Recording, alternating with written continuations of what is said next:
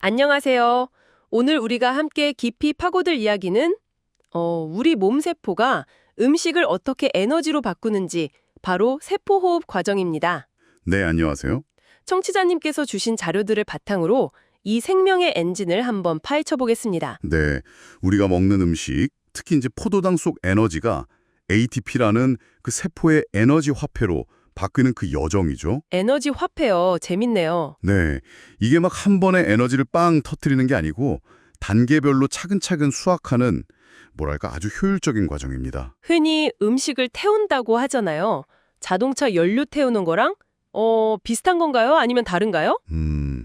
비유 자체는 괜찮은데요. 세포는 훨씬 더 정교하죠. 자동차 엔진처럼 에너지를 한 번에 확 방출하면 세포가 아마 견디지 못할 거예요. 아, 그렇겠네요. 네. 그래서 여러 단계를 거치면서 에너지를 조금씩, 아주 조금씩 꺼내서 저장합니다. 핵심 원리는 그 산화환원 반응이라는 건데요. 산화환원 반응이요. 좀 어렵게 들리는데요. 쉽게 말하면 에너지를 가진 전자가 포도당 같은 연료에서 나와서 이게 산소 같은 다른 분자로 옮겨가는 이게 환원 거예요. 이 전자 이동 중에 에너지가 조금씩 나오는 거죠. 아하, 전자가 움직이면서 에너지를 조금씩 흘리는 거군요. 큰돈을 동전으로 바꾸는 것처럼요. 네, 맞아요. 딱 그런 비유죠. 그래서 이 과정을 단계별로 나눠볼 수 있어요. 네네. 어떤 단계들이 있나요? 크게 보면 한 3단계 정도 됩니다.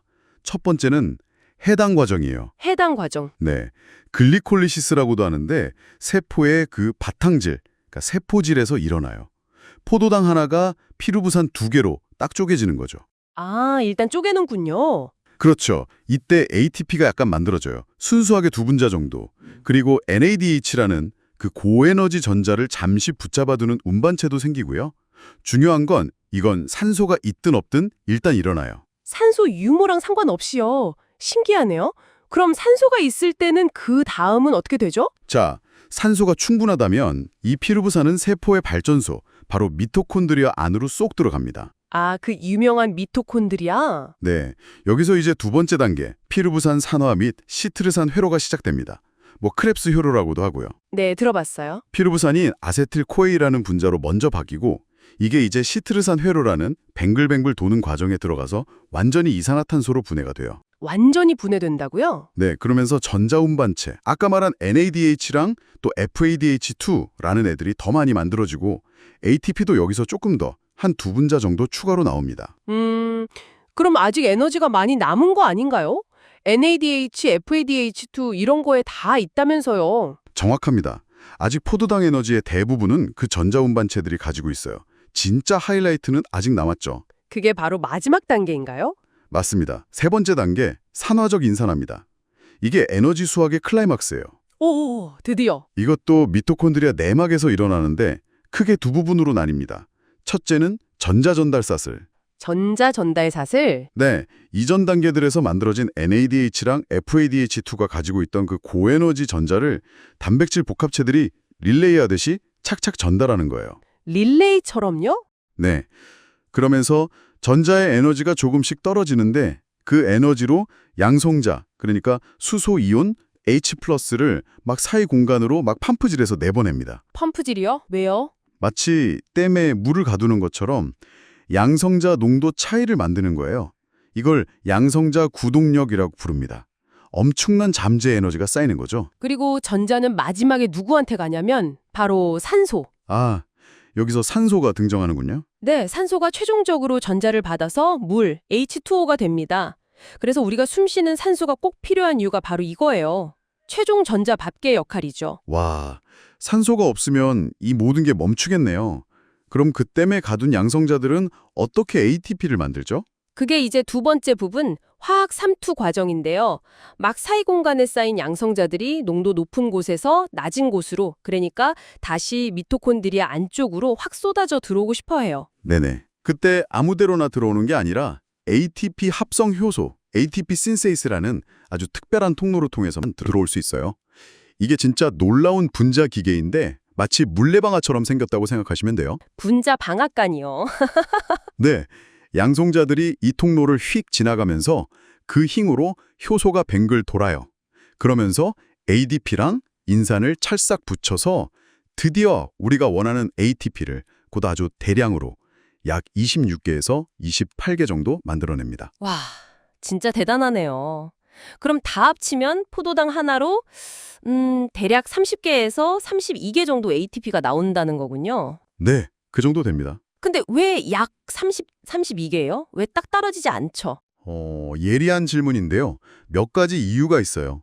첫째는 그 전자전달이랑 ATP 합성이 뭐랄까 직접 딱 1대1로 연결된 게 아니에요. 중간에 양성자 기울기라는 걸 거치니까 비율이 좀 애매해지죠. 아, 그렇군요. 둘째는 NADH랑 FADH2가 전자를 주는 시작점이 약간 달라서 얘네들이 만드는 ATP 양도 조금 차이가 나요. 그리고 마지막으로는 그 만들어진 양성자 구동력 있죠? 그게 꼭 ATP 만드는 데만 쓰이는 게 아니라 뭐 피로부산 같은 거 미토콘드리아 안으로 옮기는 데도 일부 쓰이거든요. 아, 다른 데도 에너지를 쓰는군요. 이해됐어요. 그러면요, 만약에 산소가 부족하면요, 우리가 막 격렬하게 운동할 때처럼요? 그렇죠. 산소가 없으면 마지막 전자바닥에가 사라지니까 전자전달 사슬이랑 산화적 인산화 전체가 거의 멈춰버려요. 그럼 ATP를 거의 못 만들겠네요. 큰일인데요? 네, 그래서 세포가 비상계획을 가동합니다. 바로 발효라는 거죠. 발효요? 술 만들 때 하는 그거요? 네, 비슷한 원리예요.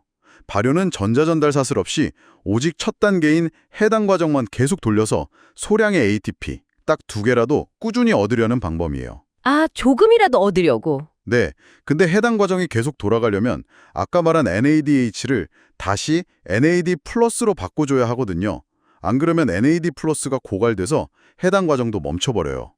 발효의 주목적이 바로 이 NAD 플러스를 재생산하는 겁니다. 아하, 그래서 발효가 필요한 거군요.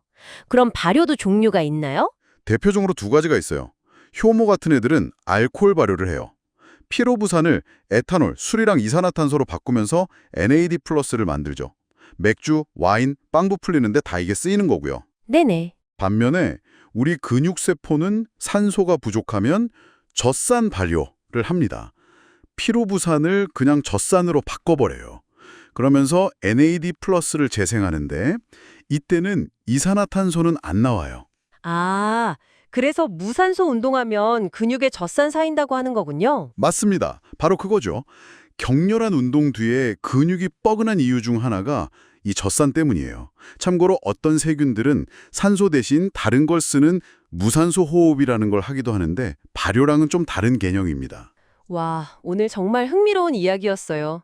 우리가 그냥 먹는 밥 한 숟갈의 에너지가 세포 안에서 이렇게나 복잡하고 정교한 과정을 거쳐서 ATP라는 작은 에너지 조각으로 변환된다니 새삼 놀랍네요. 네, 그렇죠. 이 ATP 생성 과정이야말로 정말 모든 생명 활동의 기본 동력입니다. 오늘 이야기들이 청취자 여러분의 이해를 돕는데 조금이나마 도움이 되었으면 좋겠습니다. 네.